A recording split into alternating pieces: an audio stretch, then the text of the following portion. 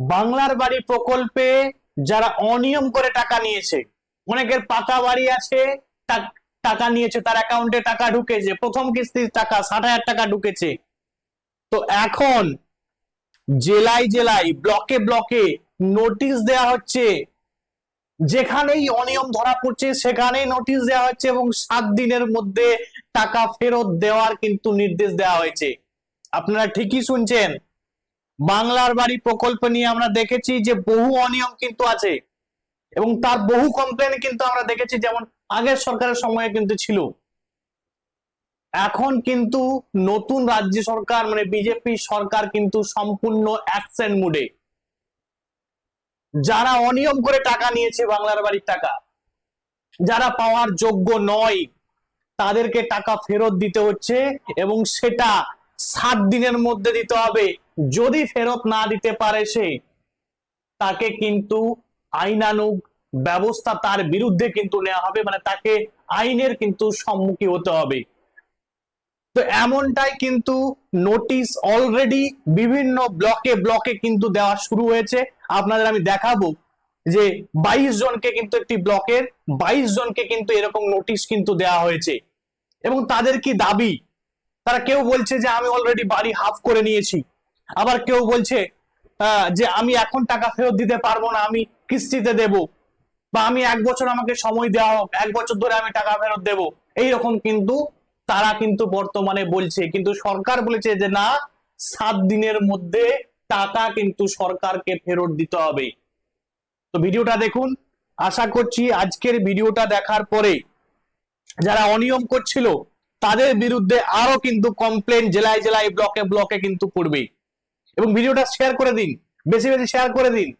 আপনারা হয়তো দেখেছেন যে আপনাদের বাড়ির পাশে কারো পাকা বাড়ি আছে, সে কিন্তু এই বাংলার বাড়ি প্রকল্পে টাকা পেয়েছে, আপনারাও কমপ্লেন করুন। এই বাংলার বাড়ি প্রকল্পের যারা প্রকৃত যোগ্য তাদেরই যেন দেওয়া হয়, যারা অযোগ্য, যারা পাকা বাড়ি আছে, যারা পাওয়ার যোগ্য নয়, তাদেরকে যেন টাকাটা ফেরত দিতে হয়। তার জন্য প্রয়োজনীয় পদক্ষেপ সরকার তো নিচ্ছে, কিন্তু কমপ্লেনটা আপনাকে করতে হবে। আপনার পাশের বাড়ির যদি হয় বা আপনার যদি জানাশোনা এরকম কমপ্লেন বা অনিয়ম কিছু থাকে, আপনি অবশ্যই কিন্তু আপনার যে সংশ্লিষ্ট বিডিও অফিস বা আপনার যে বিডিও অফিস, সেই বিডিও অফিসে গিয়ে আপনি কমপ্লেনটা করুন। তখনই কিন্তু এই প্রকৃত যারা উপভোক্তা তাদের কাছে কিন্তু এই বাংলার বাড়ির সুবিধাটা কিন্তু পৌঁছে যাবে। চলুন দেখি, এই আজ আজকে একটি নিউজ প্রকাশিত হয়েছে, যে নিউজটা নিয়ে আপনারা বলছিলাম সেটাই কিন্তু আমি দেখাবো আপনাদের। না, অনিয়ম করে বাংলার বাড়ির আবাস প্রকল্পের নাম, আবাস প্রকল্পে কিন্তু নাম দেখা দিয়েছে অনিয়ম করে বহু মানুষের। 7 দিনে কিন্তু টাকা ফেরতের নোটিশ দেওয়া হয়েছে 22 জনকে। এবং 22 জনকে যে শুধুমাত্র পুরো পশ্চিমবঙ্গ ব্যাপী এরকম ব্যাপারটা নয়, কিন্তু পার্টিকুলার একটা জায়গায়। ঘটনাটা কোথায় ঘটেছে? না, ঘটনাটা ঘটেছে বীরভূমের নলহাটি 2 নম্বর ব্লকের ভদ্রপুর পঞ্চায়েতে। বোঝা গেল তাহলে কোথায় ঘটনাটা ইনসিডেন্টটা হয়েছে। এটা শুধুমাত্র যে এই বীরভূমে হয়েছে এরকম ব্যাপারটা নয়, জেলায় জেলায় কিন্তু এই সিস্টেম কিন্তু শুরু হয়ে গেছে অলরেডি এবং এই প্রসেস কিন্তু চলছে। কি বলা হয়েছে নোটিশে? নোটিশটায় কি বলা হয়েছে? না, বাংলার বাড়ি প্রকল্পের উপভোক্তা হয়ে ওই ব্যক্তিরা ব্যাংক অ্যাকাউন্টের মাধ্যমে প্রথম কিস্তি 60,000 টাকা পেয়েছিলেন। তদন্তে দেখা গেছে তারা প্রকৃত উপভোক্তা নয়। আগামী 7 দিনের মধ্যে ওই টাকা ফেরত দেওয়ার নির্দেশ কিন্তু দেওয়া হয়েছে। টাকা ফেরত যদি না দিতে পারে তখন কিন্তু আইনি পথে পদক্ষেপ করা হবে বলে জানানো হয়েছে। অনিয়ম করে তো টাকা নিয়ে নিয়েছেন, এখন তো টাকা তো ফেরত দিতে হবে, কারণ সরকার কিন্তু এখন এক কথায় ধরতে পারেন যে জিরো টলারেন্স দুর্নীতির সঙ্গে। নোটিশ পাওয়ার পর বিপাকে 22 জন। একজন বলছে শেখ আনিকুল ইসলাম, তো টাকা ফেরতের জন্য নোটিশ দিয়েছে, এখন কোথা থেকে টাকা দেব, অর্ধেক কাজ করে ফেলেছি, আমাকে 1 বছর সময় দেওয়া হোক, ফেরত দেওয়ার চেষ্টা করব।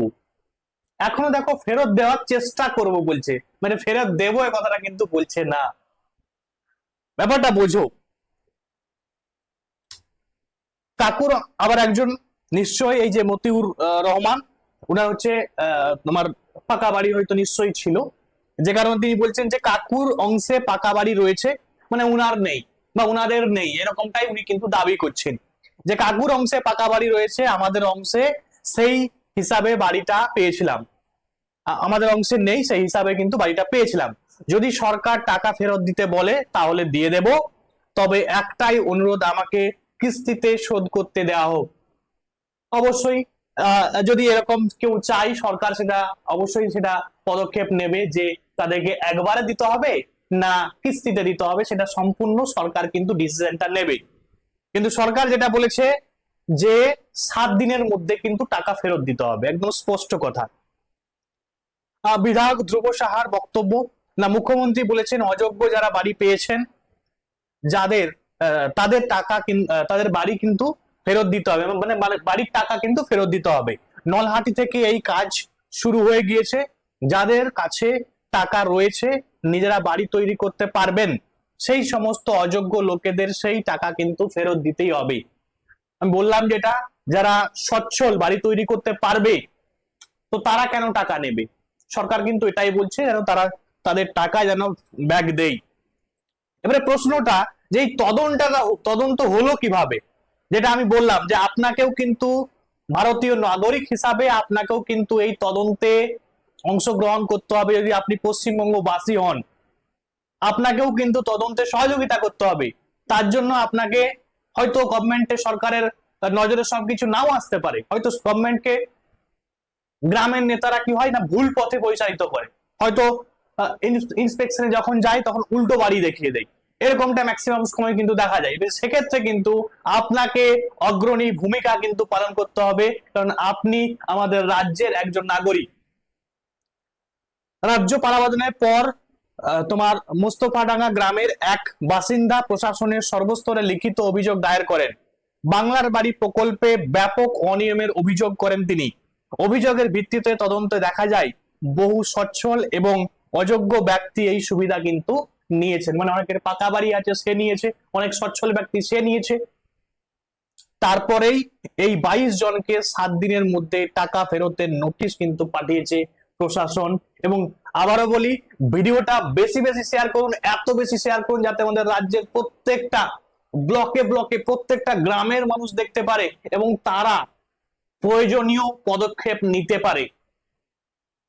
তাদের কিচ্ছু করতে হবে না, জাস্ট ইনফরমেশনটা ব্লক পর্যন্ত পৌঁছে দিতে হবে একটি অ্যাপ্লিকেশনের মাধ্যমে, বাস। এবারে সম্পূর্ণ দেখবে রাজ্য সরকার বা রাজ্যের সংশ্লিষ্ট বিডিও বা রাজ্য সরকারের যে যাদেরকে আধিকারিক, যাদেরকে দায়িত্ব দেওয়া হয়েছে, তারা সম্পূর্ণ ব্যাপারটা দেখবে। তো অবশ্যই ভিডিওটা বেশি বেশি শেয়ার করুন। আজকের ভিডিও এখান পর্যন্ত, থ্যাঙ্কস ফর ওয়াচিং। এবং রাজ্য সরকারের এই যে পদক্ষেপ, সেই পদক্ষেপে আপনি কতটা খুশি অবশ্যই কিন্তু কমেন্টে জানাবেন। আজকের ভিডিও এখান পর্যন্ত, থ্যাঙ্কস ফর ওয়াচিং।